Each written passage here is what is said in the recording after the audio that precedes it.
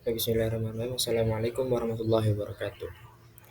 Saya Trian Saksuma Putra dengan NPM 24 12 11 464. Di sini saya ingin menjelaskan tentang hukum perikatan, yang mana saya akan menjelaskan tentang pengertian perjanjian perikatan, wan prestasi, PMH, overmah, asas-asas perjanjian, serta penjelasan isi pasal 1320 KUH Perdata.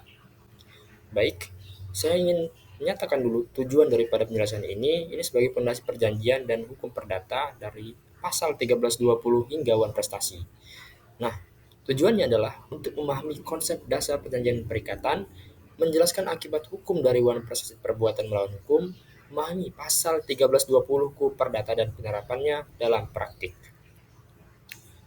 Lalu, apa itu perjanjian? Perjanjian adalah suatu perjanjian itu suatu perbuatan dengan mana satu orang atau lebih mengikatkan dirinya terhadap satu orang lain atau lebih. Dasar hukumnya adalah KUH Perdata 1313, yang mana artinya terdapat kesepakatan hukum antara dua belah pihak atau lebih yang menciptakan hak dan kewajiban. Yang mana ini termasuk kesepakatan mengikat secara hukum tujuan yang sah. Lalu, apa itu perikatan? Perikatan ialah hubungan hukum yang timbul karena perjanjian atau undang-undang yang mewajibkan satu pihak memenuhi prestasi kepada pihak lain. Nah, ini juga disebut jantung dari perjanjian. Jenis perikatan terdapat dua, berdasarkan perjanjian dan berdasarkan UU seperti PMH, pengayaan tanpa sebab, dan lain-lain. Lalu, apa itu wan prestasi? Wan prestasi ialah singkatnya kegagalan pihak dalam perjanjian untuk memenuhi kewajibannya. Bentuk-bentuknya ialah tak penuhi prestasi, tak mampu, lambat penuhi prestasi, mampu tapi terlambat. Yang ketiga, keliru atau tak tepat penuhi prestasi, dilakukan tapi tak sesuai. Dan ini akan mengikat hukum seperti ganti rugi, denda atau bunga, batalnya perjanjian, dan hingga gugatan ke pengadilan.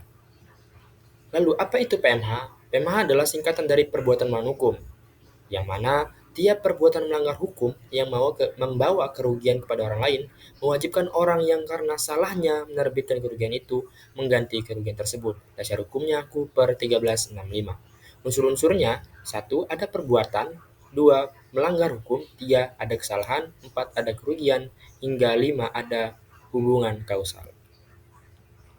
Lalu, apa itu overmah? Situasi di luar kendali manusia yang menyebabkan perjanjian tak bisa dipenuhi. Itulah pengertian daripada overmah.